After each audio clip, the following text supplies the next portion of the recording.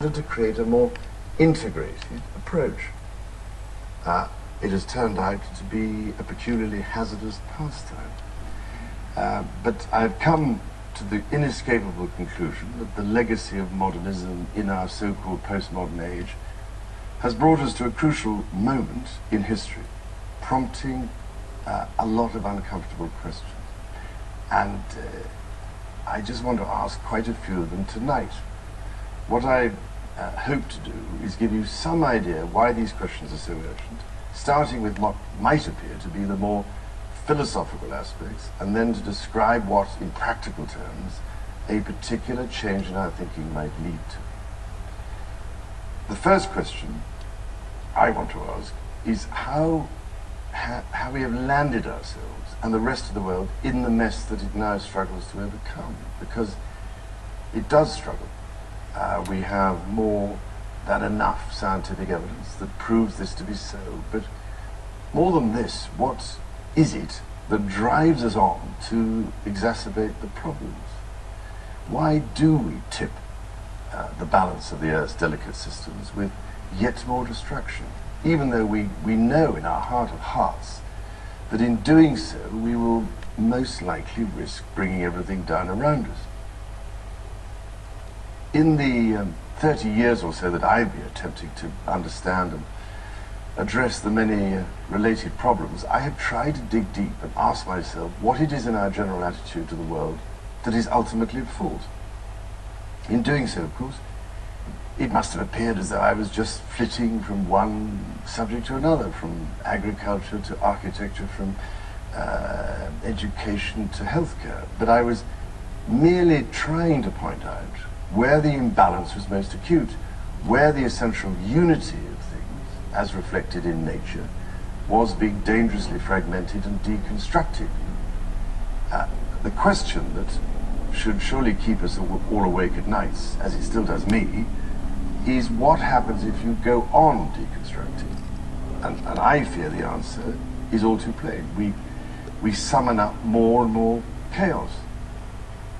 Now, I have also spent a long time wondering that if we could identify the key fault, would it be possible to fix it? And if we could, what would that fix amount to in practical as well as philosophical terms? Philosophy is just as important as practical solutions. In fact, the right solutions will come more readily if the philosophy is first of all framed by right thinking. What worries me is that at the moment there is not a lot of attention given to the way we perceive the world. We take our mechanistic view of it for granted and believe that the language of scientific empiricism, which so dominates our discussion, is the only form of language we need to guide us. We seem not to worry that we have lost much of the discourse of the philosophical and the religious. Either that, or the empirical has chosen to claim that discourse for itself. So, let's be clear.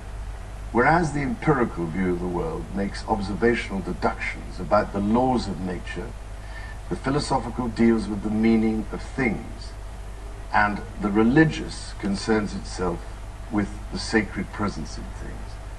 They each have a role to play, and they enjoyed much more mutual respect in former centuries because, and this is most important, they each open up different aspects of reality.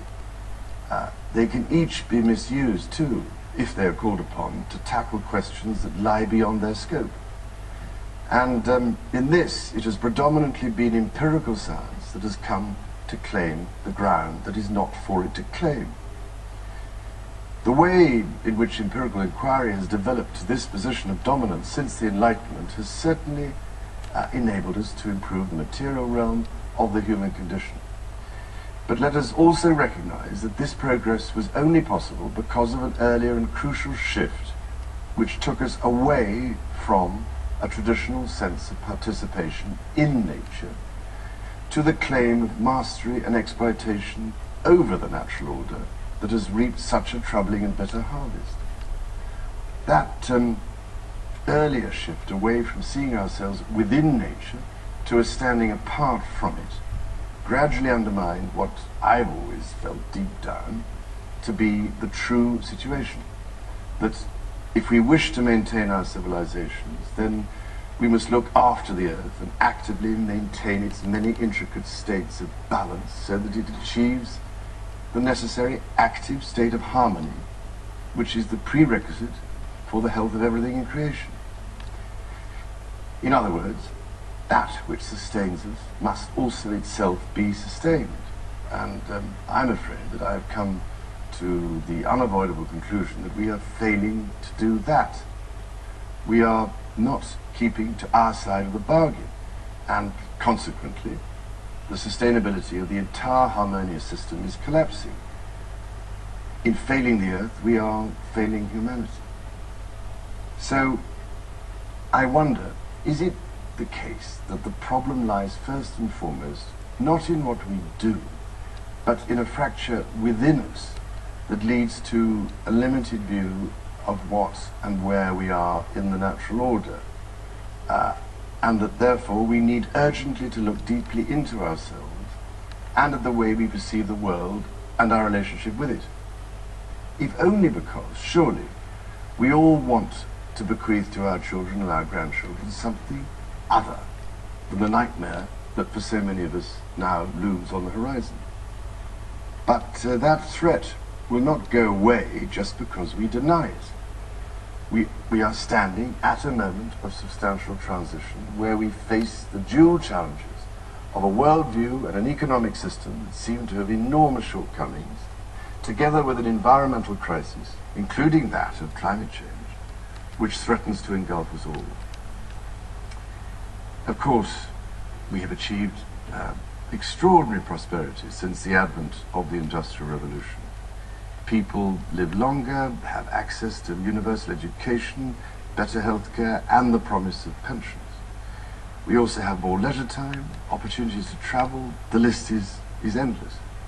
But on the debit side, we in the industrialized world have increased our consumption of the Earth's resources in the last 30 years to such an extent that, as a result, our collective demands on nature's capacity for renewal are being exceeded annually by some 25%. On this basis, last year we had used up what we can safely take from nature before the end of September. And between then and the new year, we were consuming capital as if it was income. And as any investment advisor will tell you, confusing capital for income is simply not sustainable in the long term. What is more, countries that are undergoing rapid development are all assuming Western consumption patterns. By 2050, not only will there be 9 billion people on the planet, but a far higher proportion than now will presumably have Western levels of consumption.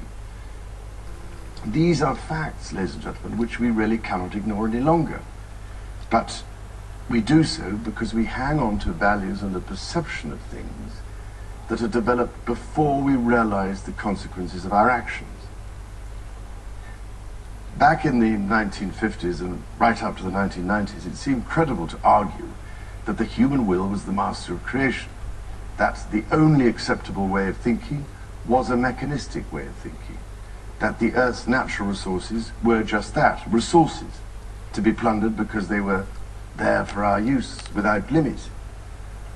It was on such terms that we founded our present age of convenience, a way of living that is now spreading around the world. But for all its achievements, our consumerist society comes at an enormous cost to the earth, and we must face up to the fact